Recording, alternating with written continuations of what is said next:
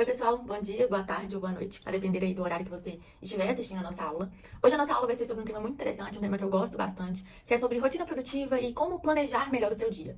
Apesar de ser um tema que ele requer um certo tipo de autoconhecimento, porque como vocês vão ver durante a aula, muitas das ferramentas que eu vou falar aqui, elas precisam ser testadas, então é preciso que vocês testem para analisar se isso aqui funciona, se isso não funciona. Bom, o nosso principal objetivo aqui na aula vai ser apresentar estratégias práticas para você conseguir organizar e estruturar melhor o seu dia e também apresentar técnicas de priorização e gestão de tempo.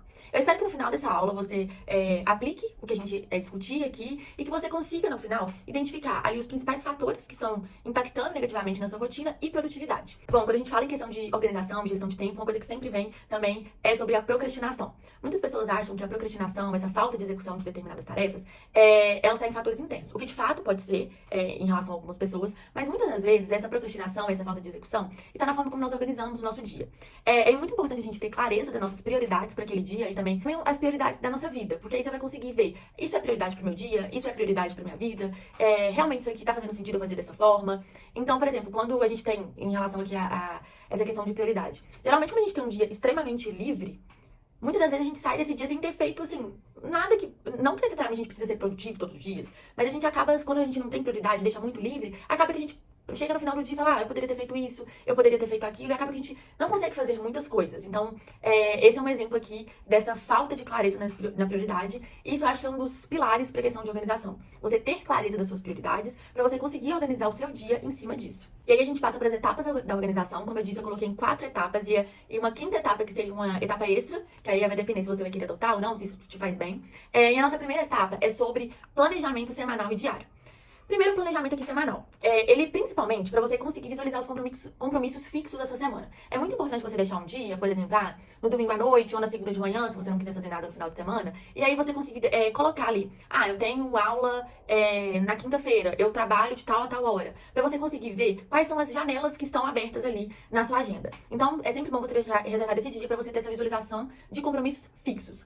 Já o planejamento diário, ele também pode ser feito, você pode tentar fazer ele, tipo, no domingo também. Só que eu aconselho você a fazer sempre na noite anterior. Primeiro, pra você conseguir visualizar como vai ser o seu próximo dia. E muitas vezes acontecem coisas assim, imprevistos, então não consegui resolver nesse dia, eu passo pro próximo dia. Então, eu acho que o planejamento diário é sempre bom. Você fazer todos os dias ali, se você gosta no período da noite. Ou tem pessoas, por exemplo, que gostam de desacelerar no período da noite e fazer esse planejamento diário no finalzinho do dia. É sempre importante você fazer esse planejamento para você poupar energia de manhã. Então, você vai acordar de manhã já sabendo exatamente o que você vai fazer. Por exemplo, se você treina no período da manhã, então na noite anterior você já sabe que você vai treinar, então você pode já deixar ali sua roupa separada. Você trabalha o dia inteiro fora, então você precisa levar a sua comida. Então, você já sabe disso na noite anterior. Então, você já deixa, por exemplo, todas as suas comidas já separadas e organizadas na noite anterior. Então, é muito bom ter esse planejamento diário também. Outra coisa interessante aqui dentro do planejamento diário é você definir 3 tarefas essenciais ali pro seu dia. 3 tarefas que elas devem ser cumpridas, elas são inegociáveis para você. Então, por exemplo, vai ser o seu trabalho, a sua dissertação e exercício físico. Então, você define essas, elas são inegociáveis, você tem que cumprir. E aí, nas janelas que sobrar, você vai inserindo outras coisas. Tem muitas pessoas que falam que 3 tarefas é muito.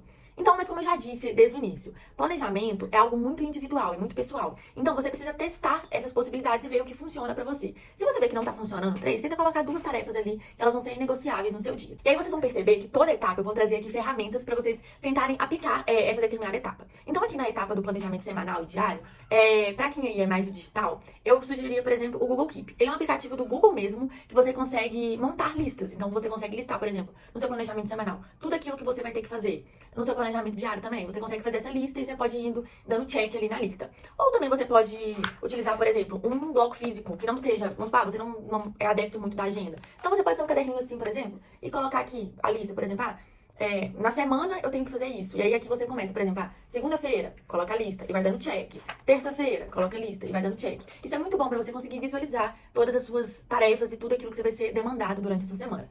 E óbvio também que você pode usar planner, você pode usar agenda. Por exemplo, aqui um exemplo do meu, né? Aqui, essa agenda, ela é do modelo da Cícero, mas ela não é da Cícero especificamente, mas eles usam muito esse modelo. Aqui, por exemplo, eu gosto de colocar tudo que eu tenho que fazer na semana. E eu vou inserindo nos dias o que eu tenho que fazer. Então, por exemplo, aqui eu tinha que ler um texto. Eu sabia que eu tinha que ler o texto, mas eu não sabia exatamente o dia que eu ia conseguir fazer isso. E aí é bom, então, você colocar tudo da semana, depois você vai encaixando ali nos blocos do seu dia. Bom, e aí depois de você ter listado todas as suas tarefas, você saber o que você vai ter que fazer, a gente vai pra etapa 2, que é Use blocos de foco e energia na sua organização. Divida as suas tarefas em blocos com base na sua energia durante o dia. Então, por exemplo, eu sou uma pessoa que funciona melhor de manhã e ali na tarde. Eu não funciono muito bem no período da noite. Então, de manhã, eu deixo mais pra coisas mais estratégicas, coisas que vão demandar mais, né, do meu raciocínio, coisas que eu vou estar mais dispostas. Então, por exemplo, um exemplo prático aqui, baseado no que a gente falou de, por exemplo, colocar 3 prioridades no nosso dia.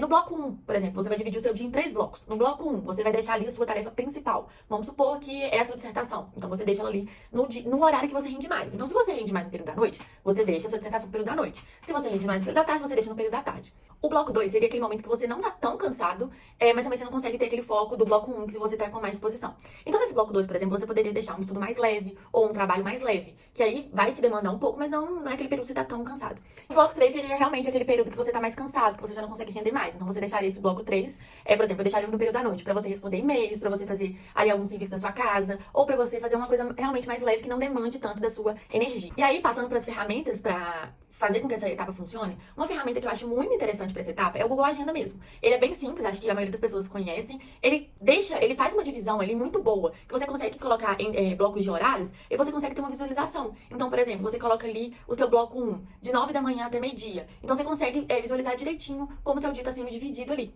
A gente tem outras ferramentas também, por exemplo, o Notion, que é uma ferramenta que você também consegue fazer isso. Não é tão intuitivo quanto o Google Agenda, então você vai precisar personalizar. Então, na verdade, a vantagem dele é isso, que você consegue personalizar da forma que você quer, só que ele não é tão intuitivo. Então, você teria que explorar ali as possibilidades, que são muitas no Notion. É uma ferramenta bem interessante. E também, você pode fazer pelo planner físico mesmo, como eu mostrei aqui. Você também consegue dividir ele aqui em blocos. Além de usar aqui, eu coloco só as tarefas. Eu gosto muito também de usar o Google Agenda, porque é isso, você consegue ter uma visualização desses blocos do seu dia. Aqui dá pra fazer também, só que eu acho que o Google Agenda fica mais visual. Você consegue ver melhor o seu dia ali dividido em blocos. Então, feita essa divisão do nosso dia em blocos, a gente vai pra etapa 3, que é adicione pausas estratégicas durante o dia. Eu acho que a gente nem precisa aqui, né, se delongar no fato de que a gente não consegue ficar concentrado por muitas horas. Isso nem é benéfico pra gente. A gente consegue fazer isso, sim. Vamos supor, a gente tá com prazo apertado, a gente consegue fazer isso, mas isso não é saudável, isso não se prolonga com o tempo. Você não consegue levar uma rotina assim por muito tempo. Então, é muito importante você conseguir adicionar pausas durante as suas atividades. Uma técnica que eu acho que muitas pessoas já devem conhecer é a técnica Pomodoro. O ideal dessa técnica, na verdade não o ideal, né? Mas o jeito que ela foi pensado é você manter 25 minutos de foco e 5 de descanso. Só que ela pode ser adaptada. Então, o descanso, o tempo, na verdade, ele vai variar muito de diversos fatores. Então, como tipo, a tarefa que você tá fazendo, o conhecimento prévio que você tem sobre aquele assunto, o cansaço que você tá, os estímulos. Então, é uma técnica que ela pode ser personalizada pra você. Por exemplo, a depender da atividade, você consegue fazer mais que 25 minutos. Então, você pode fazer, por exemplo, 50 minutos e 10 minutos de descanso. Muitas pessoas fazem assim. Então, no seu pico produtivo ali, no seu bloco que é mais produtivo, vamos supor que é pela manhã, você consegue fazer um pomodoro mais longo. E aí, no período da noite, talvez seja interessante, como a gente já tá mais cansado, fazer um pomodoro mais curto. Então, ele vai variar muito, mas é muito importante que você estabeleça essas pausas durante a sua atividade.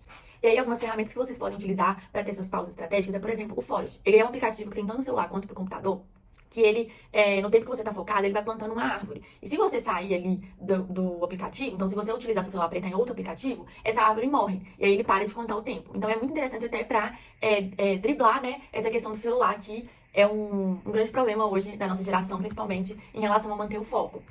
Alguns outros aplicativos também, temos o Aprovado, que também ele consegue cronometrar o tempo, e aí ele faz essas pausas. O Focus To Do, também é um aplicativo interessante, que você consegue já programar ali quanto tempo você vai fazer de foco, quanto tempo de pausa. E tem também o YouTube. No YouTube tem bastante live, que a pessoa fica ali estudando, e aí você consegue ir cronometrando o tempo, então aí você pode seguir aquela live. Uma coisa interessante também, que eu já fiz bastante, é você entrar, por exemplo, no Meet com colegas, amigos, e coloca ali um timer, e nessa pausa você pode conversar com seus colegas e com seus amigos. Essas são aí algumas formas.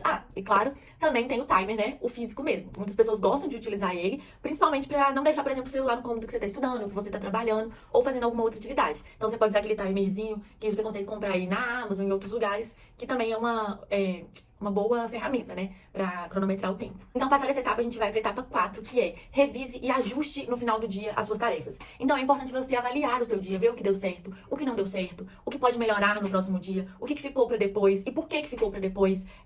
Ver ali se o tempo que você deixou pra aquela determinada atividade foi o tempo suficiente. Então, é sempre bom você revisar o seu dia. Aqui, essa ferramenta é mais mesmo o método que você for usar. Então, se você usar a agenda, vê ali se o que você colocou na terça-feira você conseguiu cumprir, se o que você colocou na quarta-feira você conseguiu cumprir.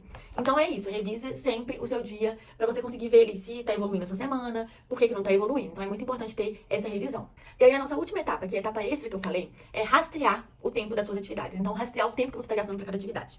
E ela é um pouco polêmica, porque tem muitas pessoas que não gostam de fazer esse rastreamento, porque pode causar certa ansiedade. Então, ou você tá demorando demais pra fazer alguma coisa, ou você, não me dediquei o suficiente àquele projeto. Então isso pode causar ansiedade em algumas pessoas. Então, muitas pessoas optam por não utilizar isso. Eu, particularmente, gosto de utilizar porque pra eu ver quanto tempo eu faço aquela tarefa, então pra eu conseguir me conhecer melhor. Então, quanto tempo que eu tô levando pra ler determinado texto? Óbvio que tem alguns textos que são mais demorados, então isso você tem que ter em mente.